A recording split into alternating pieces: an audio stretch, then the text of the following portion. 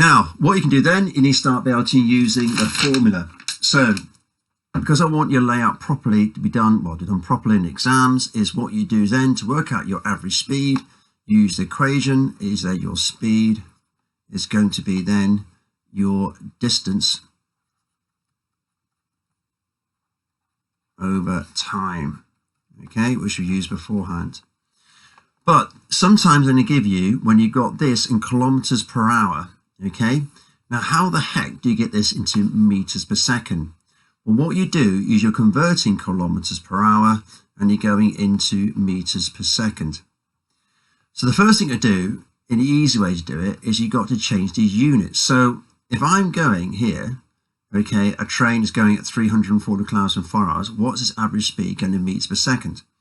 Well, if I've got 340 kilometers per hour, and I've got that in 4 hours, I want to work out its distance is going to be in that total time.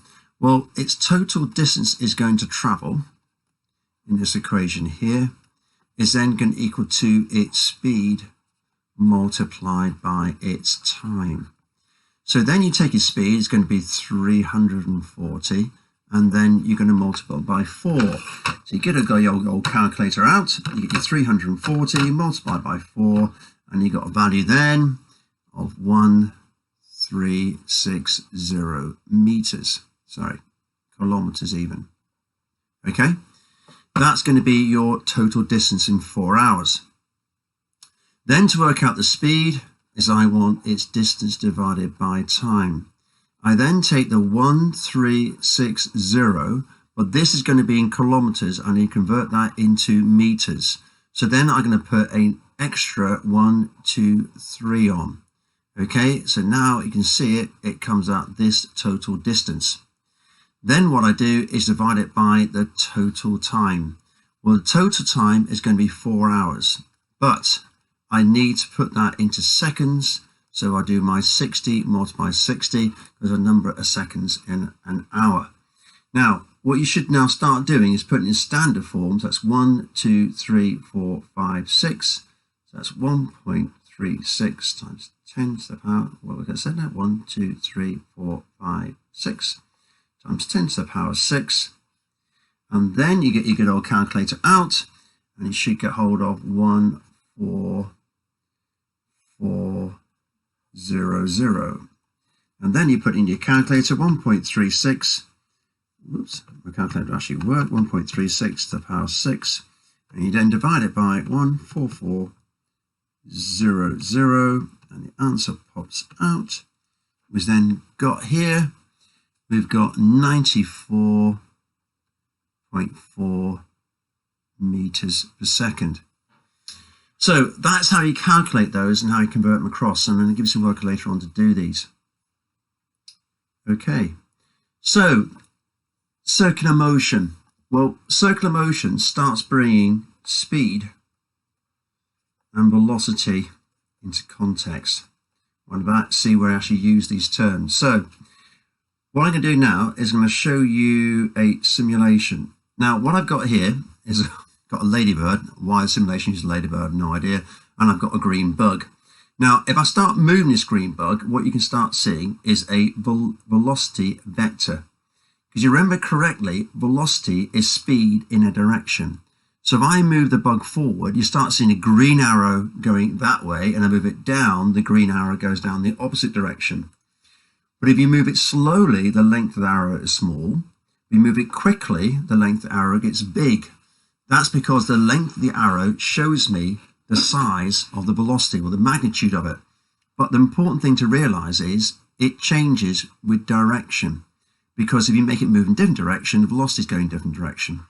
Velocity is a vector quantity. It's speed in a certain direction. Now, what I've got now is here is a ladybird. Now, the ladybird is going around and around. Yes, I know you're getting dizzy.